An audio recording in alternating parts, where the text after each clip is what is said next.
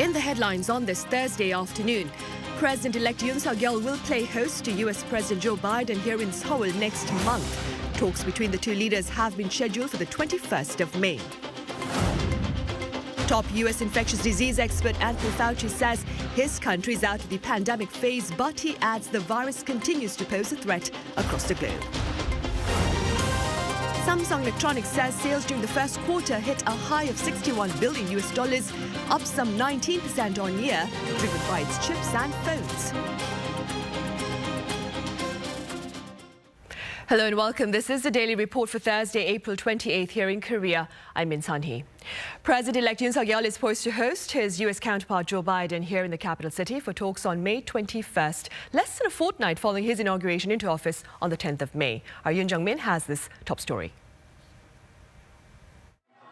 South Korean President-elect Yoon Suk-yeol will hold his first summit with U.S. President Joe Biden in Seoul on May 21st, only 11 days after his inauguration in May. A statement by his spokesperson on Thursday said the president-elect welcomed Biden's visit to South Korea from May 20th to 22nd. It said the two leaders will be discussing the bilateral alliance, cooperation on North Korea, economic security, and global issues, adding it will further develop a comprehensive strategic alliance between Seoul and Washington. The statement emphasized that the upcoming South Korea-U.S. summit is to be held in the shortest time after the inauguration of a new Korean government.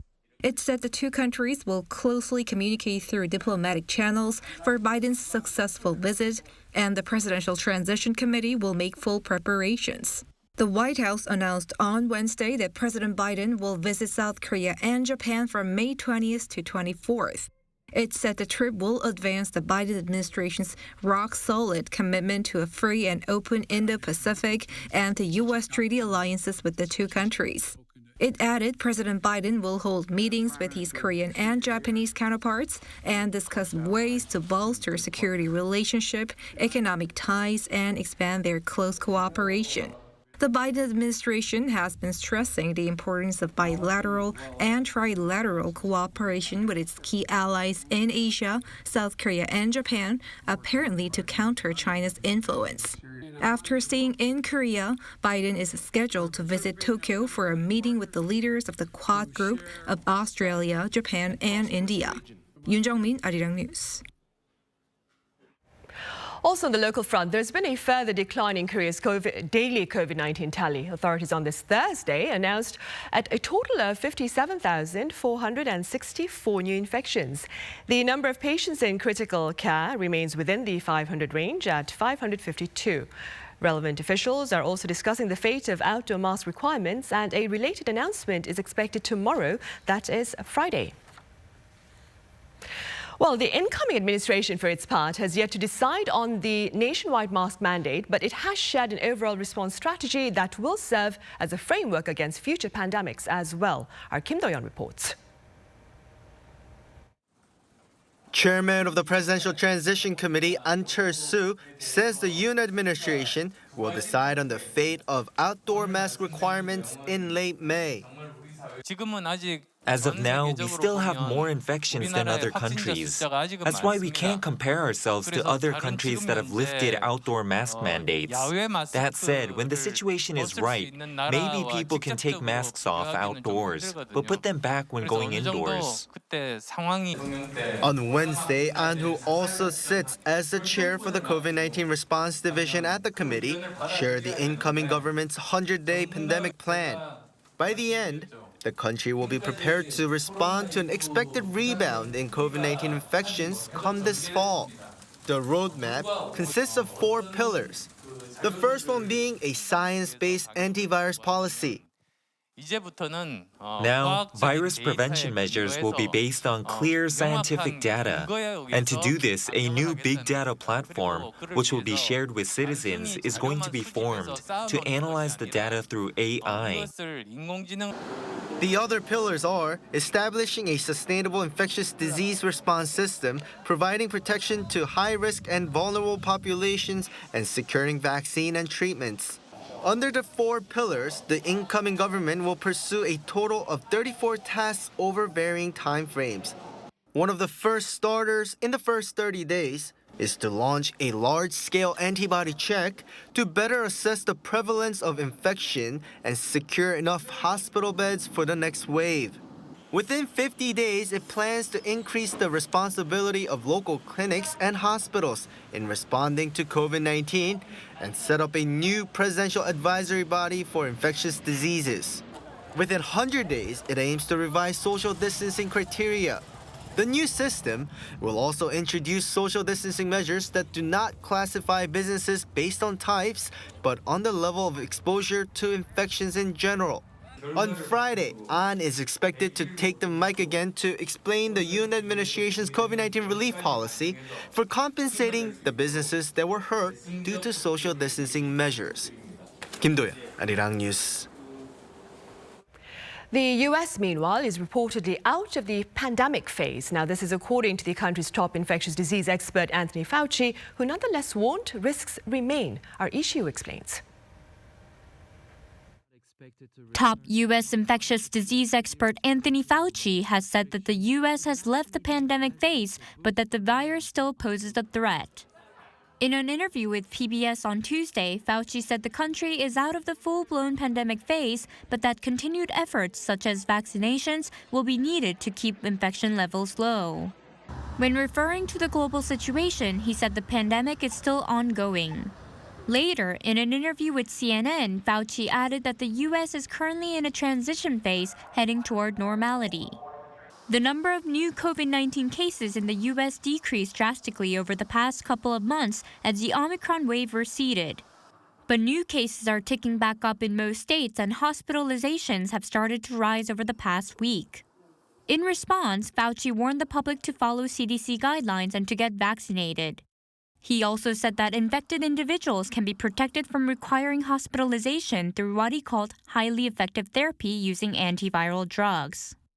According to Fauci, the Centers for Disease Control and Prevention are working to increase the availability of antiviral drugs.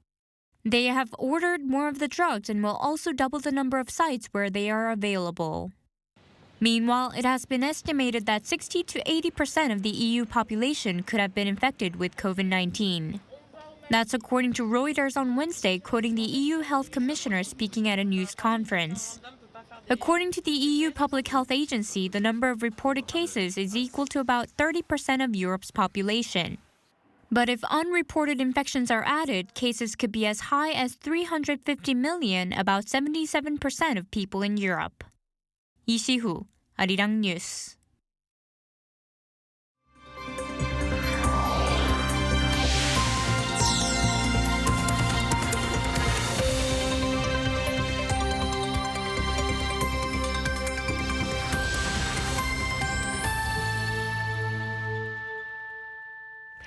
Samsung Electronics has posted its highest ever quarterly sales. Company officials are linking the stellar performance to its chips and phones. Our Om-Ji-young has details.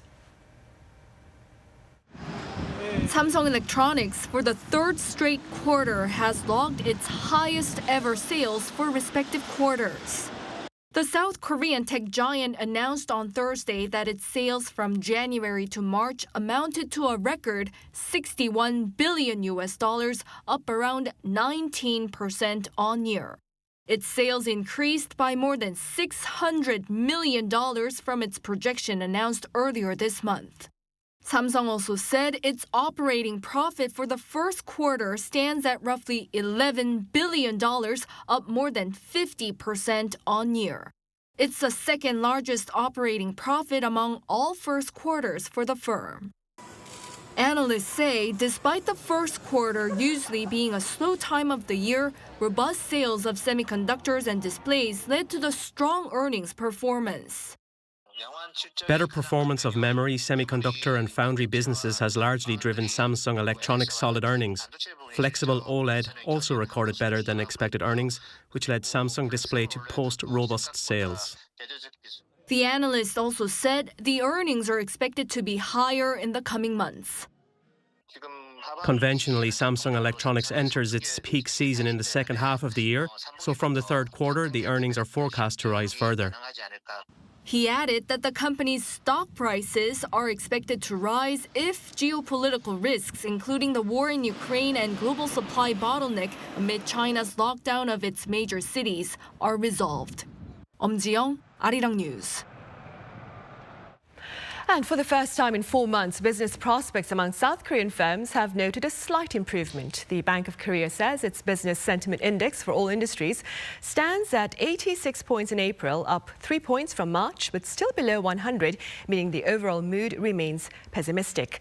The central bank links the slight improvement in outlook to declining COVID-19 cases, the rollback of social restrictions, recovery in domestic demand and strong exports. Among non-manufacturing sectors, the index went up by 4 points to 85, reaching its highest figure in 11 years. The finding has reportedly been led by growth in overseas travel services and wholesale and retail industries.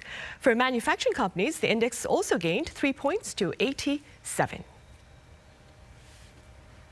Meanwhile, the South Korean won is losing further ground to the US dollar, raising fears about the broader ripple effects on the local economy. Our Yoon explains. The South Korean won continues to fall against the US dollar at a fast pace as concerns rise over its devastating effects. The local currency ended Wednesday at 1,265.20 won against the US dollar, down close to 15 won from Tuesday's close. This is the first time in more than 2 years that the won passed the 1,261 level since the global outbreak of the COVID-19 pandemic in March of 2020.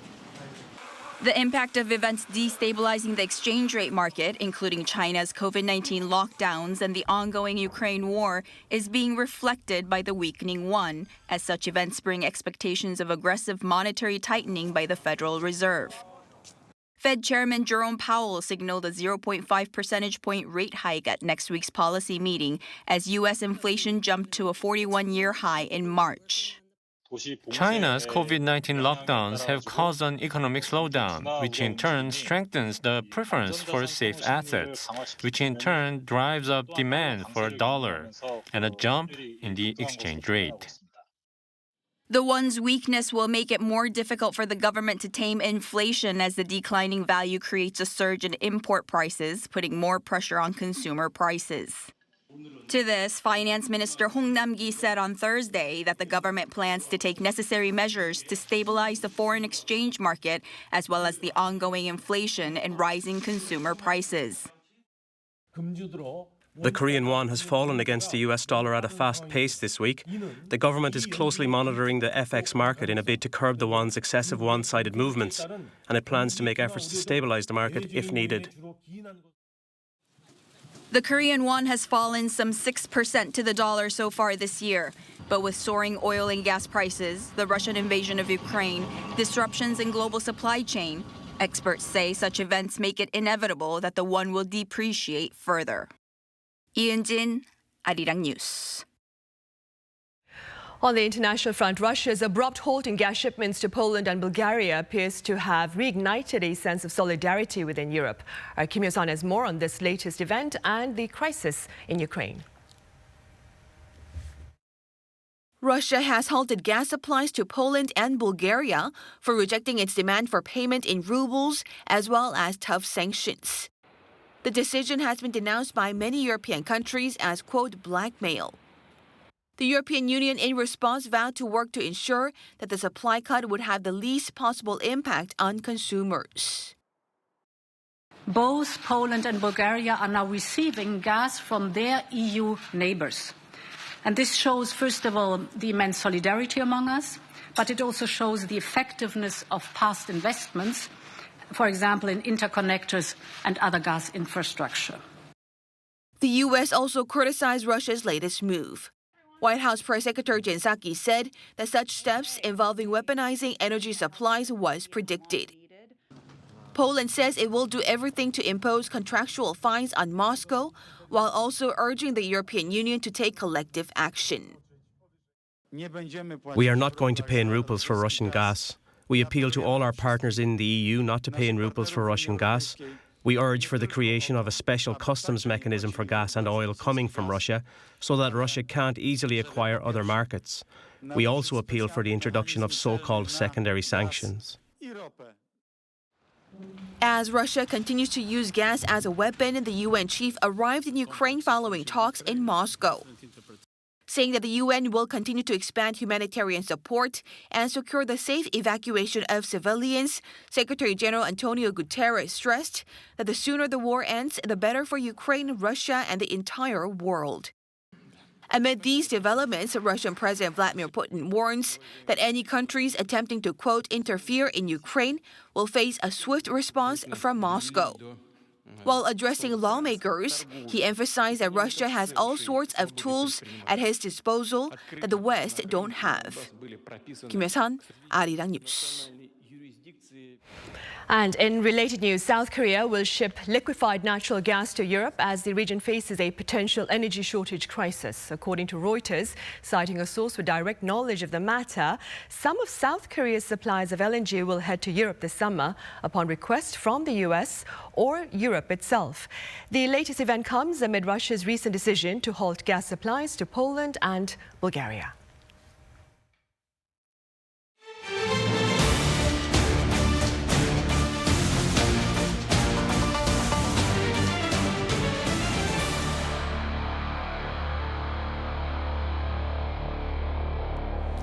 It's time now for Viewpoint. President-elect Yoon Suk-yeol's delegation to Japan returns to South Korea on this Thursday after a 5-day visit to the neighboring country aimed at setting a fresh tone for constructive partnership amid a radical shift in international order. For more, I have Professor Min Jung-hoon from the Korean National Diplomatic Academy. Welcome back, Professor Min. My pleasure.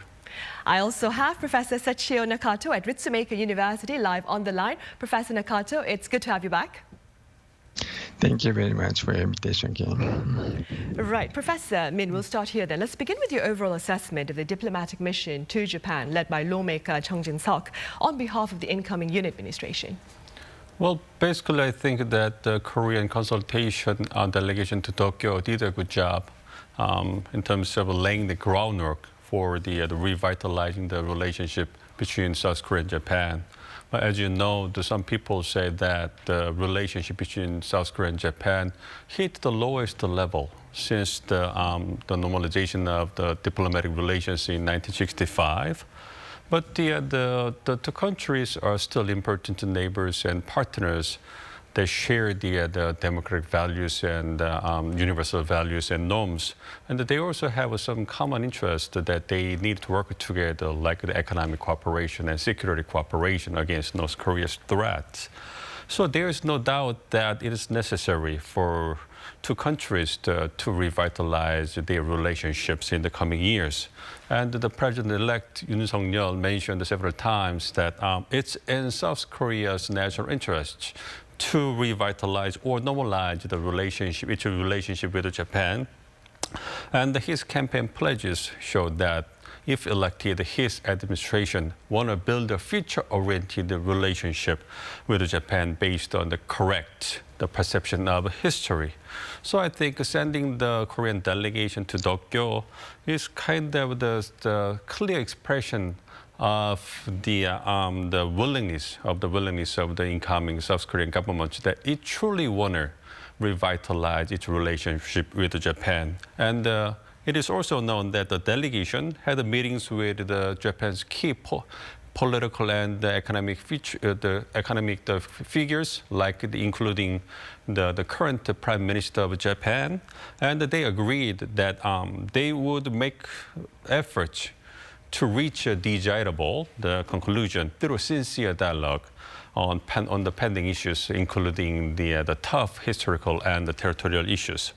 So although it seems that they still have a long way to go before reach a desirable conclusion due to the complexity of the pending issues, but I also want to say that they have the better opportunity to improve the overall relationships in the coming years. Right, hopefully that will be the case. Professor Nakato, I understand some members of the ruling Liberal Democratic Party had initially opposed the idea of Japanese Prime Minister Fumio Kishida meeting with the South Korean delegation. Do you care to elaborate? Okay, thank you very much for your question. Yes, that is true. Some of the, especially conservative politicians, they remain cautious about the meeting by Prime Minister Kishida with the delegation from South Korea. there are mainly two possible reasons why they are very concerned about the result. First of all, President-elect Yoon sent a delegation to the United States before Japan. And President Biden did not meet members of that delegation. So some of them claim that the Japanese Prime Minister also are not supposed to meet the members from the delegation. That's one. Another possible reason is that they claim that the delegation did not bring a specific or concrete measure to solve the concerned issues between Japan and South Korea. So why the Prime Minister need to meet a delegation? So that is mainly two major possible reasons.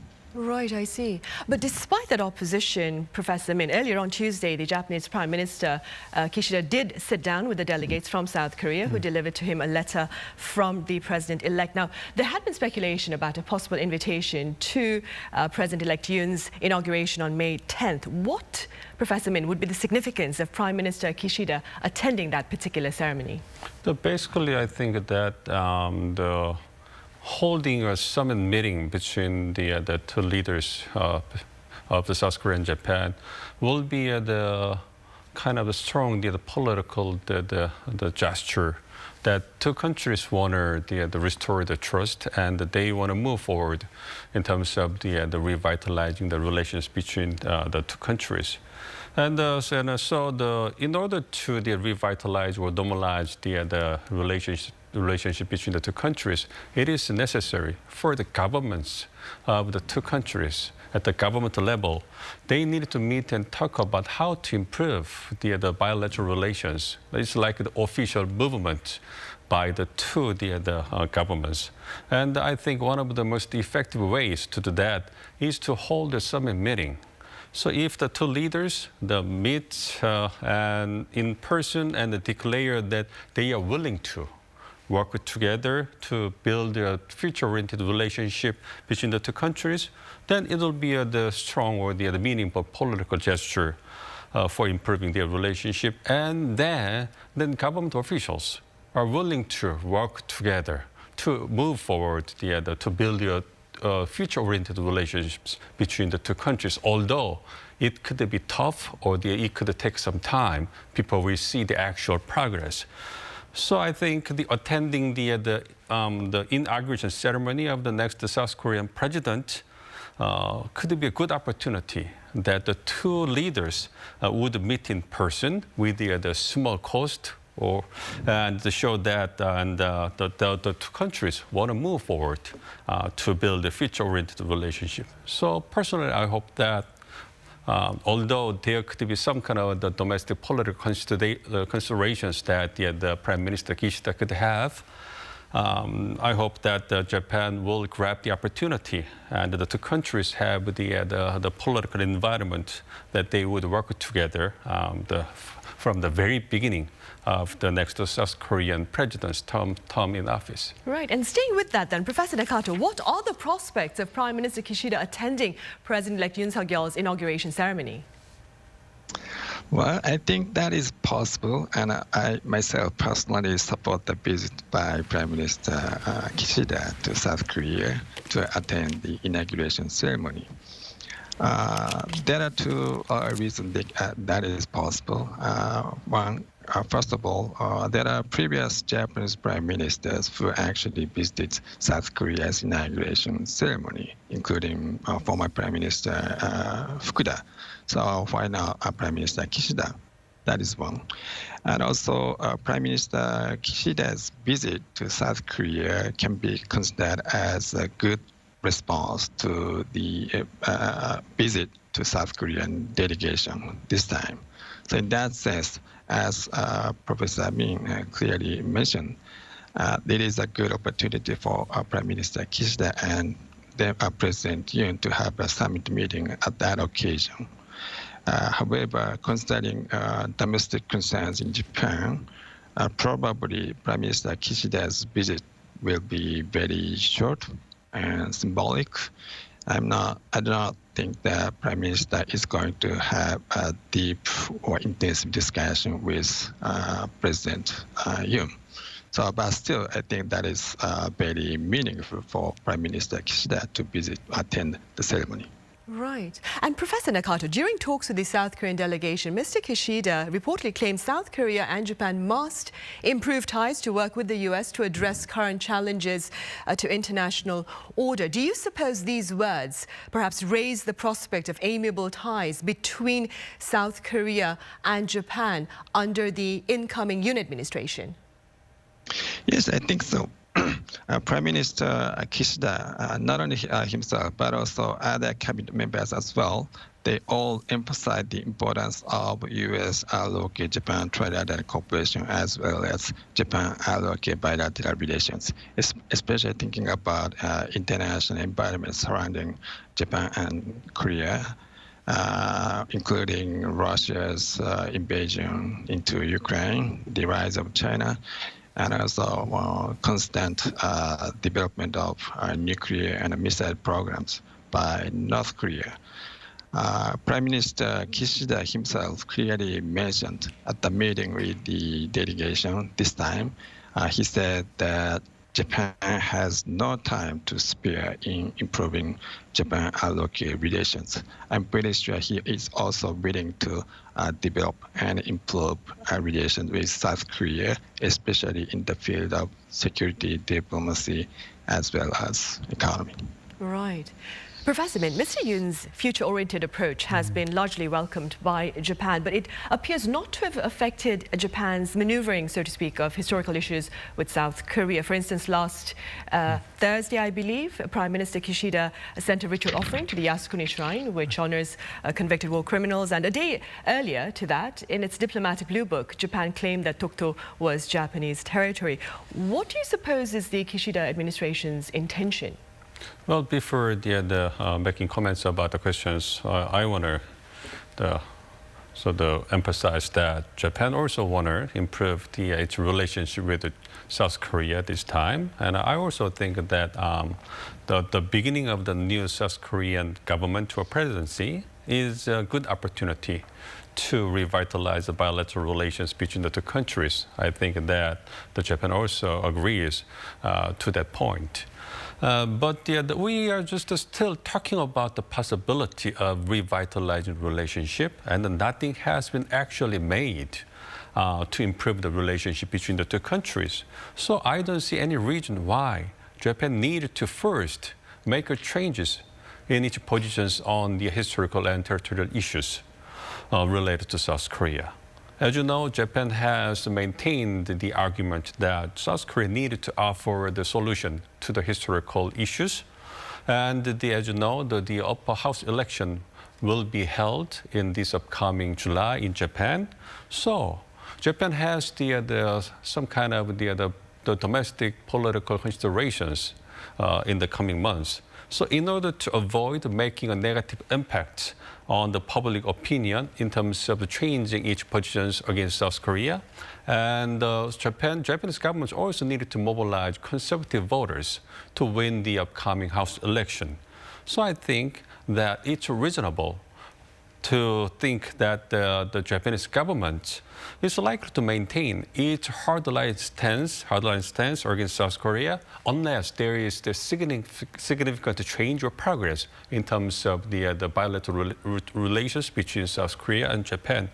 So I think it is reasonable to expect that the Japanese government could show more cautious attitudes or behavior, or show some changes in its positions on the historical or the territorial issues only when it has something to justify its position changes to its people in terms of some kind of changes in the relationships with the South Korean government, and only when changing its attitudes and positions is more beneficial than the maintaining its hardline stance against South Korea in terms of its own national interests. Right.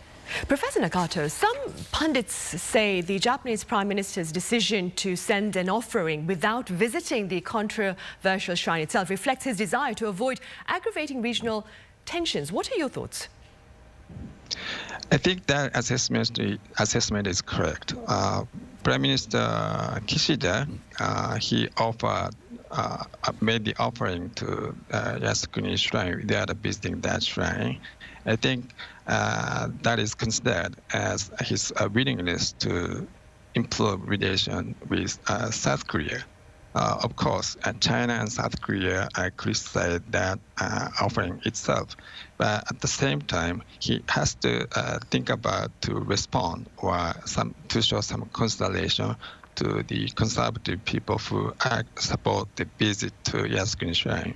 As you know, Prime Minister Kishida himself is considered as liberal within the Liberal Democratic Party, different from former Prime Minister Abe, who is considered as much more conservative. Prime Minister Abe and also other conservative politicians, they actually visited the shrine, but none of the cabinet members of the Kishida administration this time visited Yasukuni Shrine. So that means that at least the Kishida administration, including the Prime Minister himself, hopes to improve and also take some consideration of these issues as well.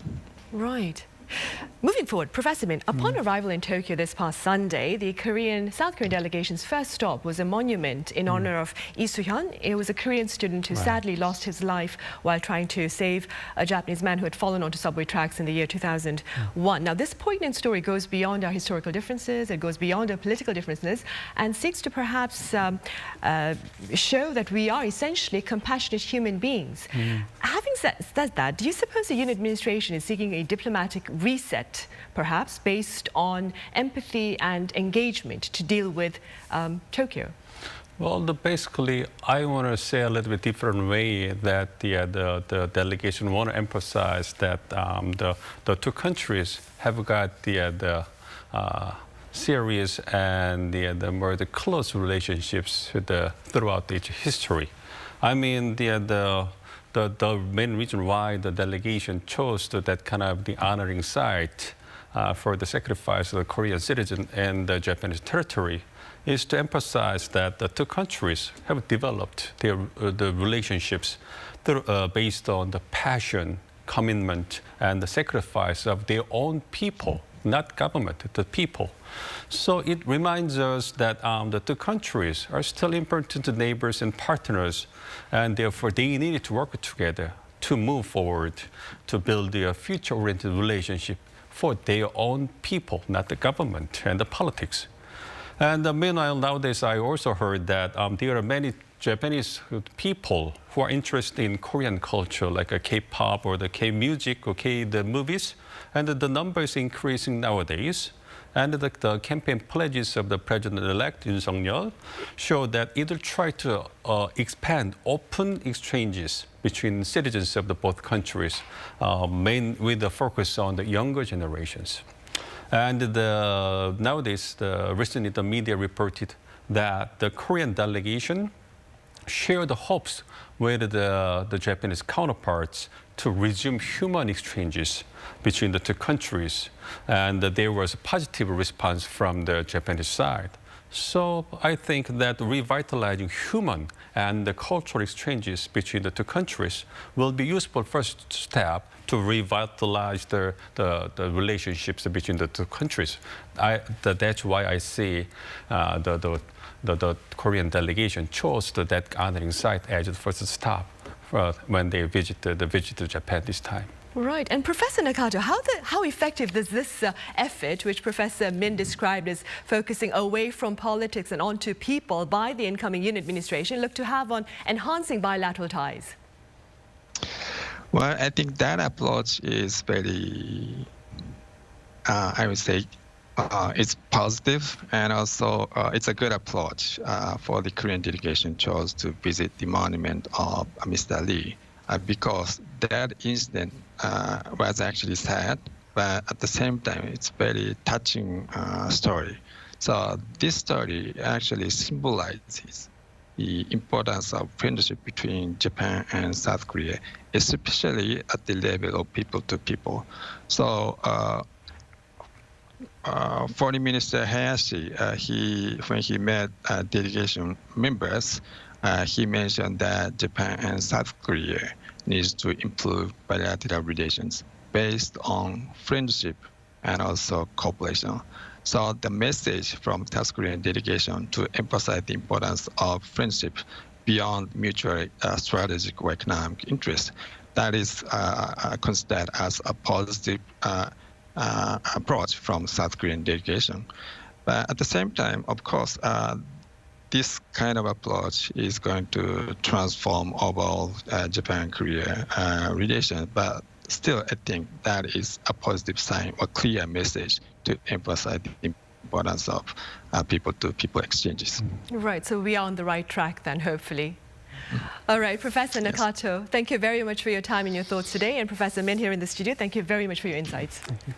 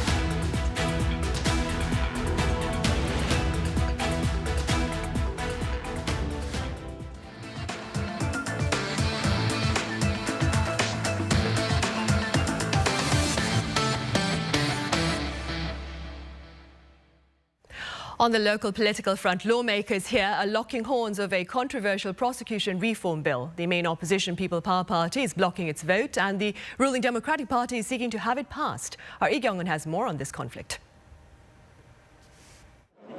The filibuster went on until the midnight at the National Assembly on Wednesday, with the People Power Party trying to block the passage of a bill aimed at reducing and eventually scrapping the prosecution's rights to investigate. The PPP's full leader Kwon Song-dong kicked off the marathon session. For 2 hours, he questioned the integrity of the bill as well as the Democratic Party, which had pushed the bill through on its own during an earlier Judiciary Committee meeting. The DP has designed the unjust bill and is now trying to pass it by taking advantage of it holding the majority in Parliament. It also broke the parliamentary rules as seen in the Judiciary Committee meeting earlier. The DP hit back, condemning the PPP for backtracking on an agreement on the bill while stressing the need for the proposed law. This is not a complicated issue. There's only one important thing. All investigations must be democratically controlled. The DP, despite holding the majority of seats, cannot force the filibuster to stop in the middle of the debate, as it is 9 seats short of the 3/5 of votes needed to do so. Instead, as soon as the plenary session began, it pushed through the bill, bringing forward the parliamentary provisional session expiration date from May 5th to Wednesday, effectively forcing the filibuster to end by midnight. The DP's plan is to resubmit the bill on Saturday in an extra plenary session. In that case, the bill will be put straight to a vote, skipping any debate, which is considered to be already over. This means the law will already be in place before President-elect Yoon Suk-yeol takes office, when he will have the right to veto. Yoon, who has strongly opposed the bill while he was serving as the chief prosecutor, has remained reserved on the matter so far. But his chief secretary is planning on proposing Yoon that he conducts a public referendum on the matter after he takes office. In the meantime, the prosecution says it will immediately take the law, if passed, before the Constitutional Court for judgment on a competence dispute and suspend it from taking effect. The PPP had already filed an injunction with the Constitutional Court. Lee Kyung-un, Arirang News. On the entertainment front, Stray Kids has been on the Billboard 200 chart for 5 straight weeks now. The group's latest mini-album, Ordinary, ranked 117th, up 14 slots from the week prior.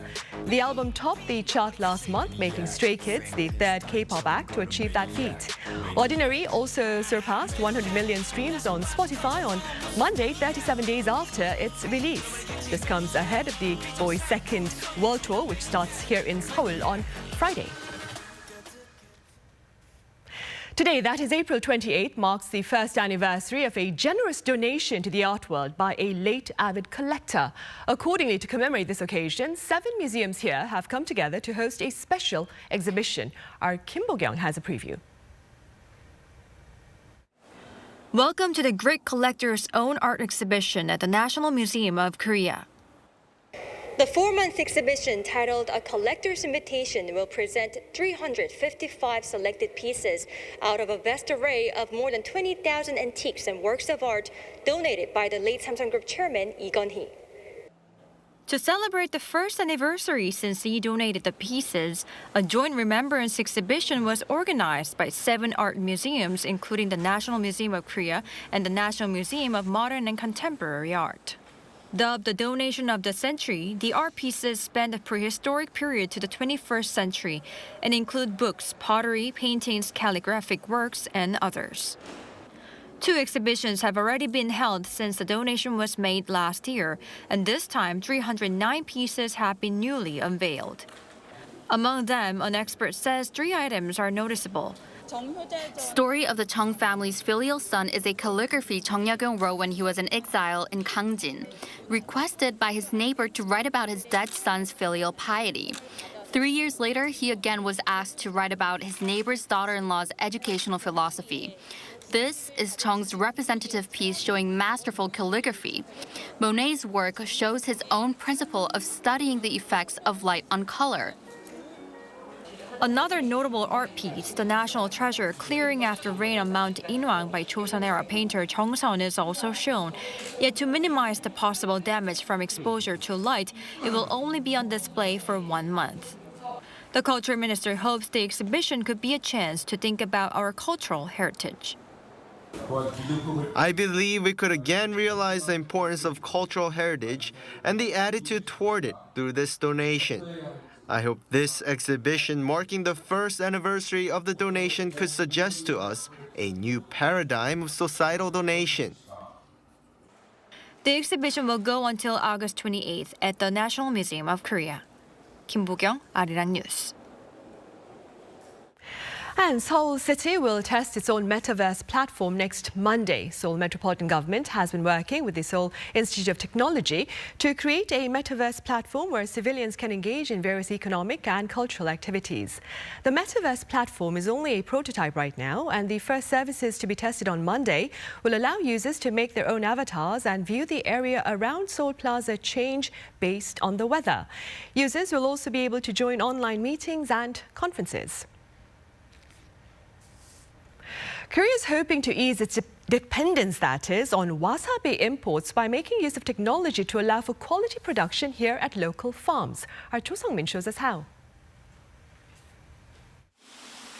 A village next to the demilitarized zone in Cheolwon is home to South Korea's most advanced wasabi farm. Located within the state-designated civilian control line, where entry from ordinary citizens is strictly forbidden, the facility has special homegrown lighting technology co-developed with a local plasma research center. The technology is used to boost the growth and production of wasabi. Named the quantum dot lighting, the artificial purple light is meticulously designed to provide the most optimal environment for wasabi to grow. Not only has it shortened the yield span of the wasabi roots from 20 to 15 months, it also doubled their thickness when fully grown. The number of wasabi plants that die out because of pests has halved as well. The rate of roots dying because of pests has dropped below 3%. The wasabi plants are bigger, tastier, and are showing higher yields too. It's safe to say we killed 4 birds with a stone. The light is also extremely cost-efficient, as it only needs to be turned on for no more than 3 hours at a time, twice a day.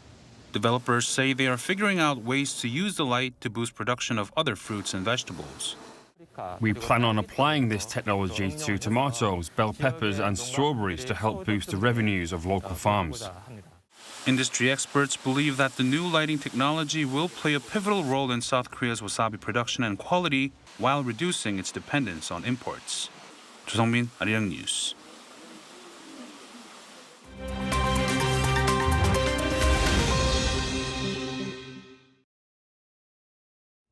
Let's take a look at what's going on in the world now.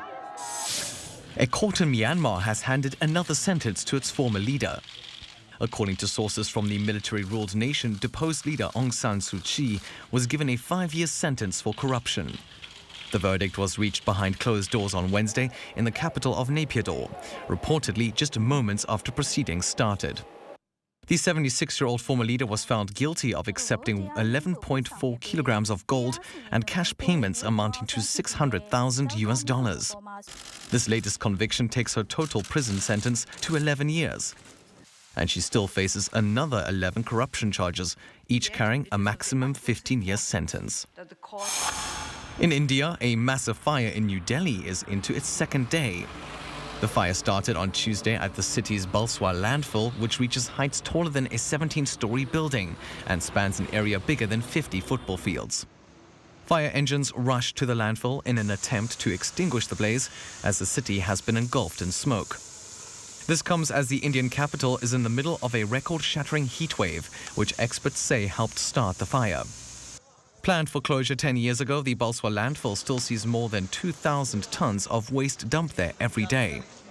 3 other landfills around New Delhi have also caught fire recently. Italian children may soon be allowed to take the surname of both parents.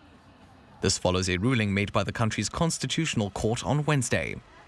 It overturns a tradition where all newborns are automatically named after their father. According to a court statement, the current practice is, quote, discriminatory and harmful to the identity of the child. The ruling notes that parents can choose the order of the surnames unless they agree that only one surname should be taken. In order for the ruling to be final, new legislation must be approved by Parliament. The Netherlands on Wednesday saw its city streets filled with festival goers as the country celebrated King's Day. The festival went ahead without COVID-19 restrictions for the first time since 2019. Participants wore orange in honor of the ruling House of Orange and to mark the birthday of King Willem-Alexander, who turned 55 years old. The event started Tuesday night with a King's Eve party, while King's Day itself saw an abundance of open-air markets and loud music across the country. Festivities traditionally continue late into the night, with most people expected to return to work on Thursday. The Brazilian Football Confederation named its first female director on Tuesday. According to reports, architect Luisa Rosa was appointed to the role, which will include the management of new construction projects. Rosa previously worked for the 2014 Brazilian World Cup Organizing Committee and the 2016 Olympic and Paralympic Games held in Rio de Janeiro. The 33-year-old is also involved in the architecture projects for the World Cup in Qatar later this year. Rosa will also oversee the creation of 15 football development centers, as well as the expansion of the headquarters of Brazil's national football team. Matthew Ashley, Arirang News.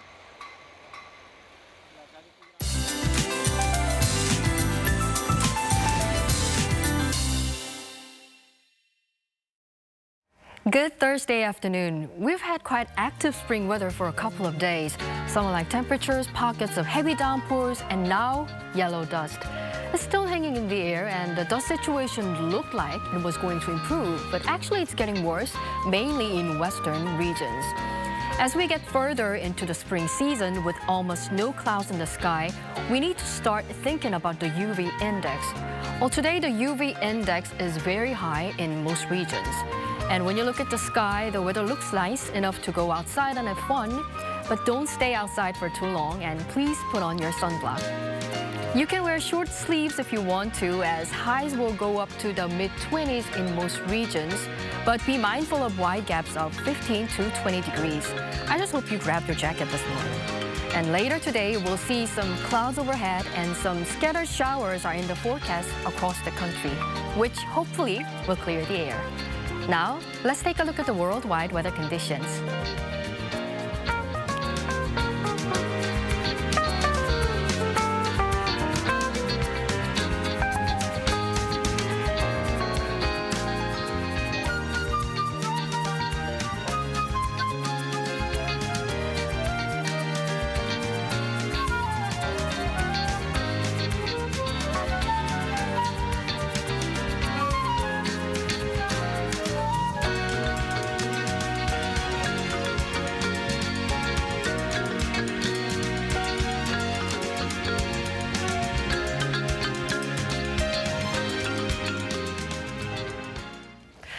And on that note, we say goodbye. We'll be back with more coverage tomorrow. That is Friday. Join us then. Thank you for now.